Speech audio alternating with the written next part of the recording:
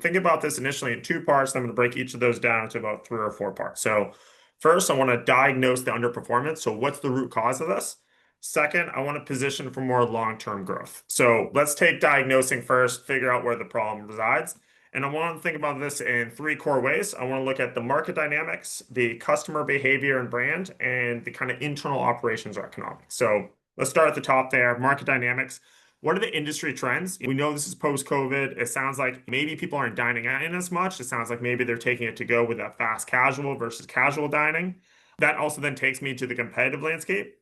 Is it actually new competitors, or those competitors just simply expanding the number of locations and getting closer to our geographic area? Also, what are the macro factors? I mean, if I think back to 2022 and even more recently, inflation, you had labor shortages, supply chain disruptions. I imagine a lot of those are plaguing us. So let's dive deeper into those. Let's jump to that second part now, which is the customer behavior and brand. So we know that customer preferences have changed. It sounds like maybe people are becoming more health conscious. Is there a speed? Is there a convenience factor? Let's dive into what they actually want or are looking for. But then also the brand relevance. It seems like this is awareness versus affinity. And how has this changed with those customers of different generations? And then finally, for this diagnosed underperformance, I want to think about operations and economics, store level performance. Let's understand what's the traffic we're getting, what's the average ticket size, which stores are performing above average versus below average. And then I also want to think about each store's cost structure. So what are the cost of goods sold? What's our labor, our overhead? What's the cost of food? And then finally, for this piece, I want to understand the digital maturity.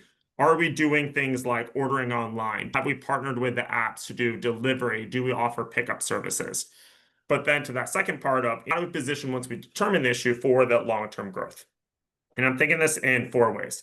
I'm thinking, how can we reposition ourselves to target the correct customers? How can we look at our menu and experience innovation? And what's the operational improvement? And then finally, what's our loyalty strategy? So I want to break each of those down to a few parts. For the customer piece, let's clarify the target segment. Are we positioning for families? Are we positioning for the younger consumers? Are we positioning for older? So who are we actually targeting and how? From menu and experience, I experienced this kind of choice paradox where we have too many choices, so we don't choose anything, like when you're flipping through Netflix. From an operational improvement perspective, let's reduce costs just in general across the entire supply chain, from sourcing all the way to delivery to our customers. We can probably even look at store format. There might be a way to reduce the size of stores. And then finally, the last piece was the loyalty strategy. For mobile ordering, can we also do a point system? If you order so much, do you get a free appetizer, free drinks? Are we doing happy hours for loyalty consumers?